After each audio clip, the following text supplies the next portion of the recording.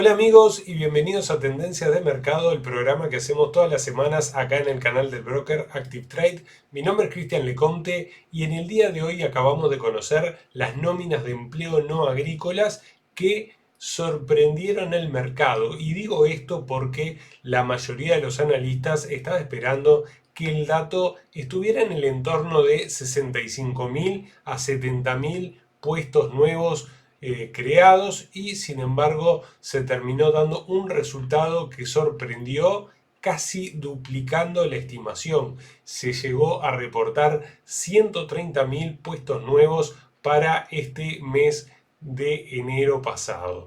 Y de esta forma entonces el dólar se vio fuertemente impactado por la noticia que en algún momento llegó a descontar mucho frente a sus principales competidores, a excepción del yen. Y ya vamos a ver cómo está el gráfico en estos momentos. Y ahí lo tienen, pueden ver que esta es la tercera sesión consecutiva donde el yen se está fortaleciendo. El dólar yen cae a pesar de esta tan buena noticia para el dólar que aleja esa idea de bajada de tipos, por lo menos va a hacer que la Fed continúe la pausa y para muchos analistas la va a terminar retrasando casi que hasta mitad de año, pero no pudo el dólar con el yen. El yen se siguió fortaleciendo y esto tiene que ver con lo que sucedió sobre el fin de semana,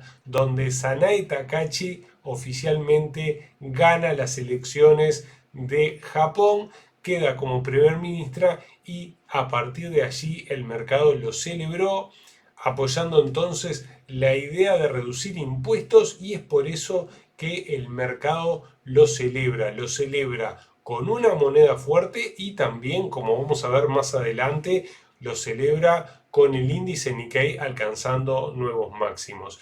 Lo que termina sucediendo con el yen, como pueden ver, tercera sesión consecutiva donde el yen avanza y lo hace de manera importante. Fíjense que tuvimos el primer día casi un 1% después de que se conocía el resultado, después tuvimos 0,92 y hoy otra vez un 0,83%. Está muy cerca de lo que va de esta semana, alcanzar un 3% de apreciación para la moneda japonesa y que como pueden ver se va encaminando lentamente a aquel mínimo de 152,18 que fue cuando intervino el Banco Central japonés.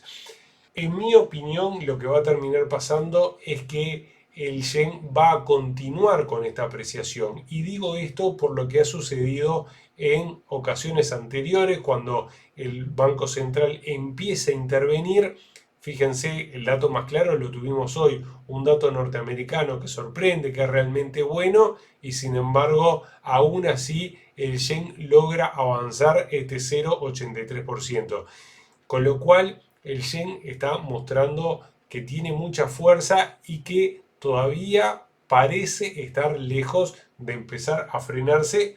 Lo digo sobre todo por el tamaño de la vela, por el impulso que sigue teniendo la divisa nipona. Les quiero mostrar en un gráfico semanal que otras veces cuando ha intervenido el Banco Central y lo suele hacer cerca de los 160, en estas ocasiones ha estado más cerca de los 159, lo termina llevando hasta prácticamente los 140. Así que atención porque podría ser que en los próximos días viéramos a un yen seguir avanzando frente al billete norteamericano, lo que se va a transformar entonces en una caída para este cruce que ya como les decía en solo 3 sesiones está prácticamente en un 3% de retroceso.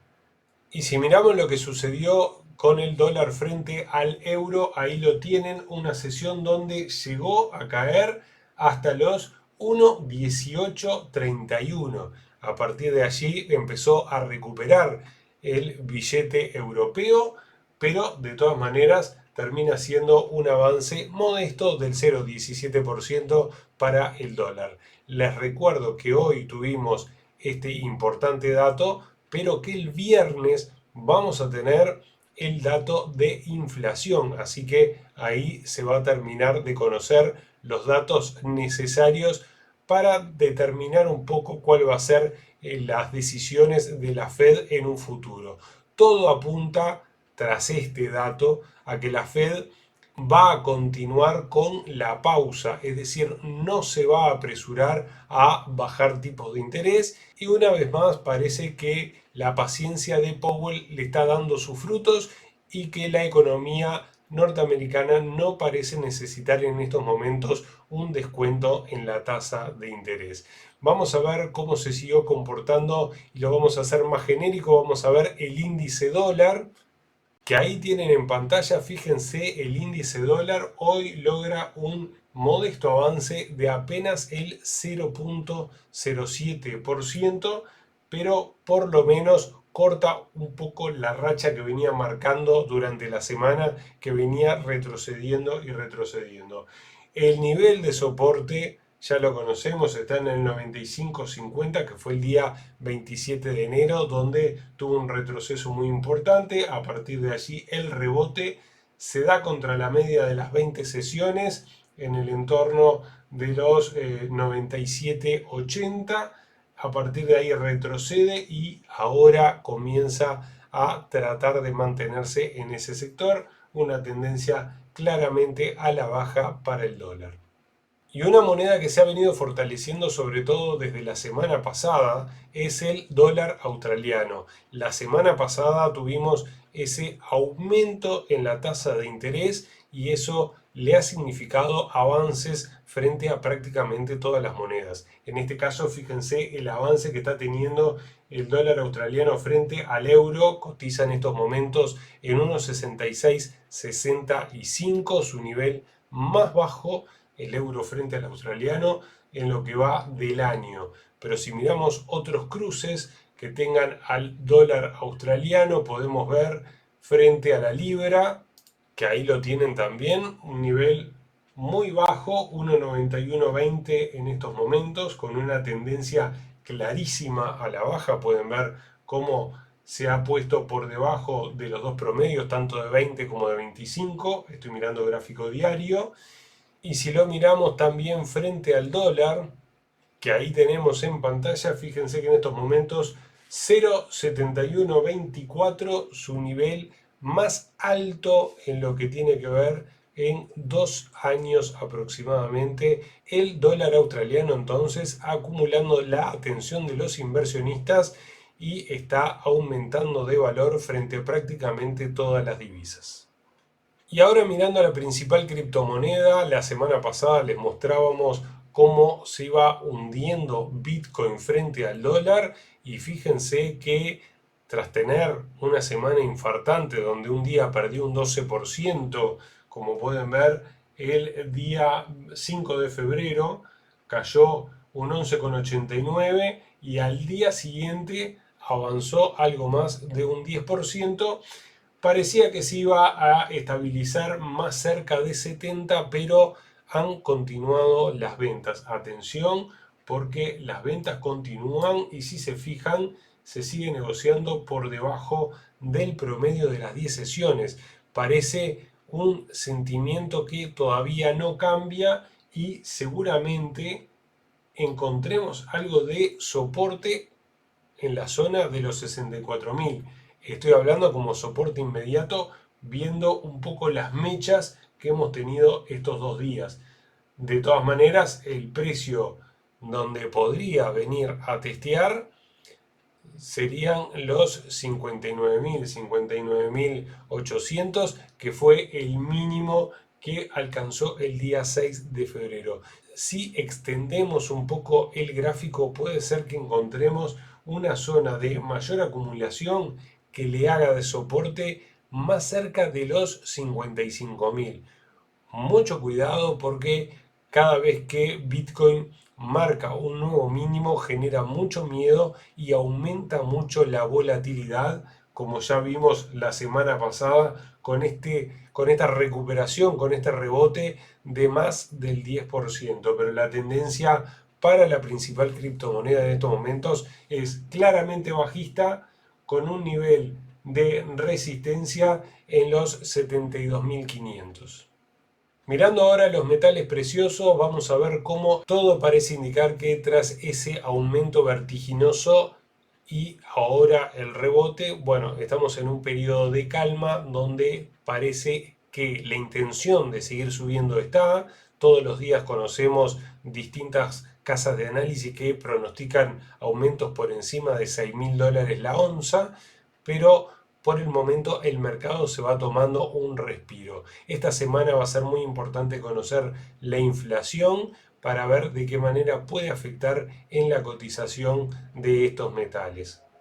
Y ahora lo que estamos viendo es la plata. Fíjense que en el caso de la plata, si bien el dibujo del gráfico es similar, no ha logrado volverse a colocar por encima del promedio de las 20 sesiones, que es la línea amarilla.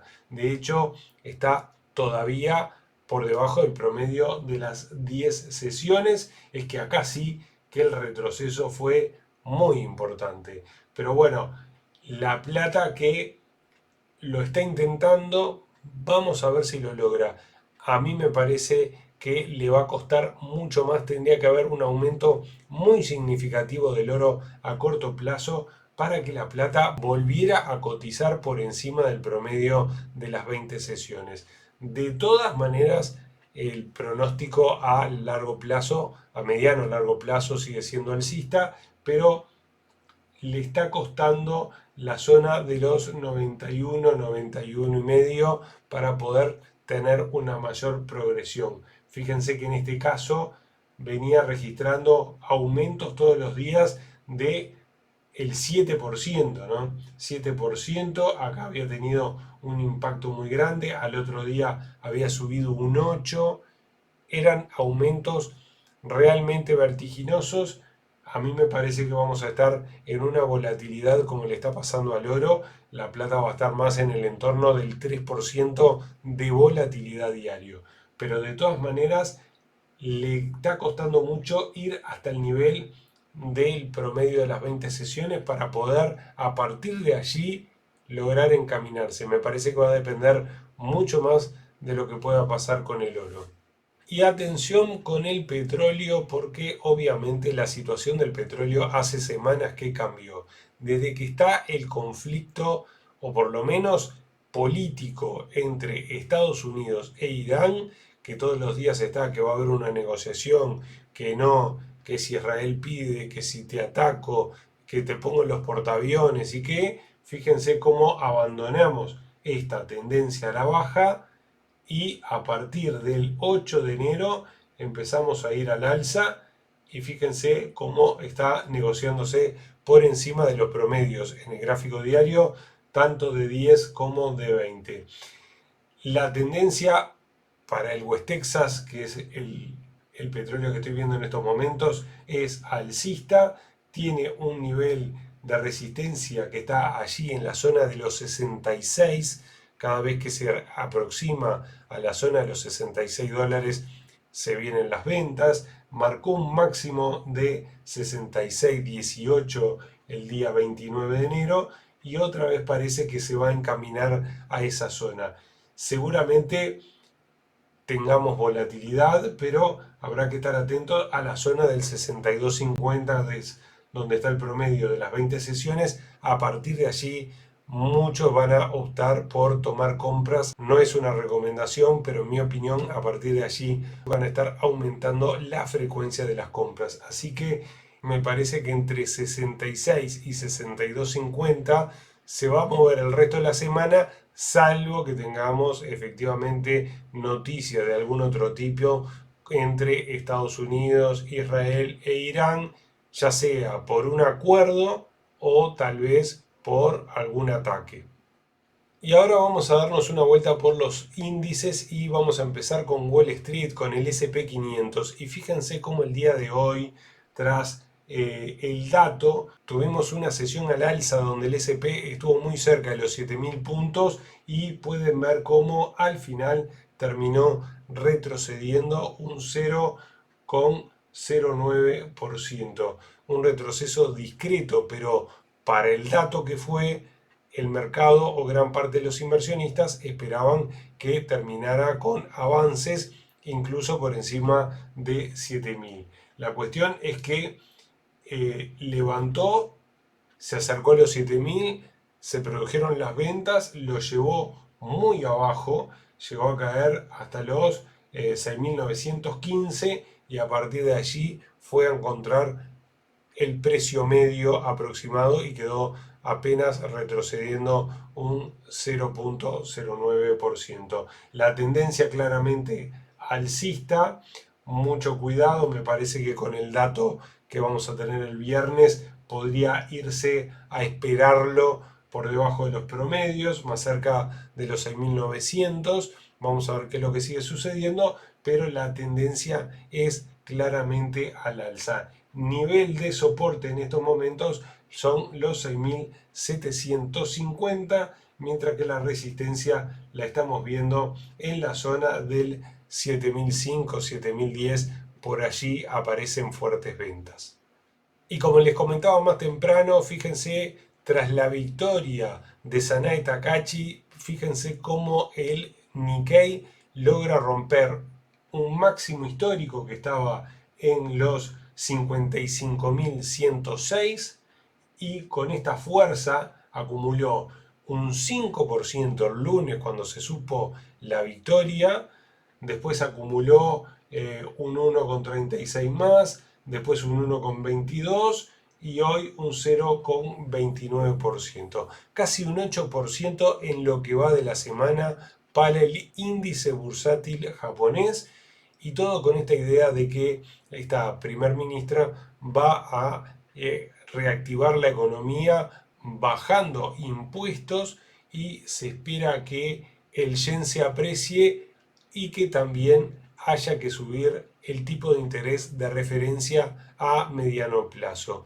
De todas maneras, el mercado está contento y lo demuestra con estas alzas que son realmente significativas. En 3 días prácticamente un 8%.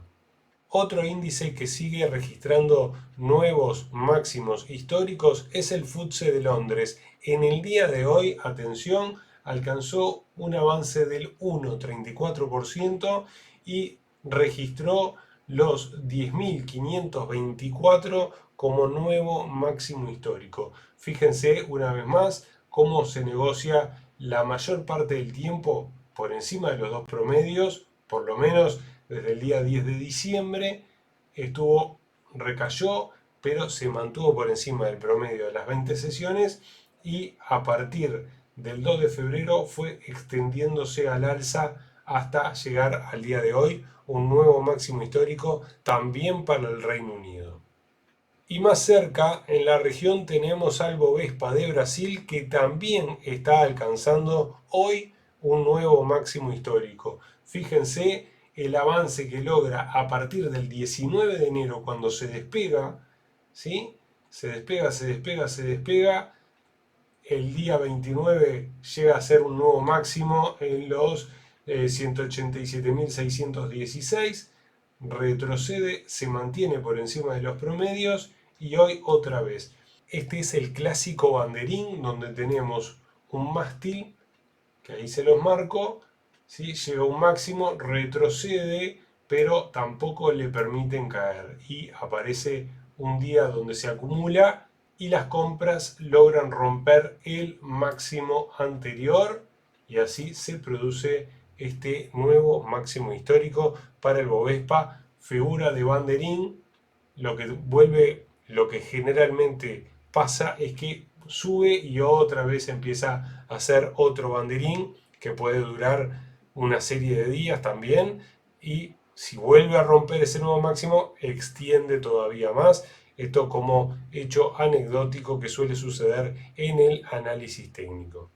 Y hoy en Wall Street lo que vimos fueron caídas en el sector tecnológico, sobre todo vimos caídas en valores que están vinculados a la inteligencia artificial. En este caso, fíjense Google, Alphabet, un valor importante, miembro del S&P 500, también del Nasdaq, retrocediendo nada más ni nada menos que un 2,43%, y también otro valor que viene retrocediendo y de forma significativa fue Microsoft, que está teniendo una muy mala semana y que hoy se está dejando un 2,10%.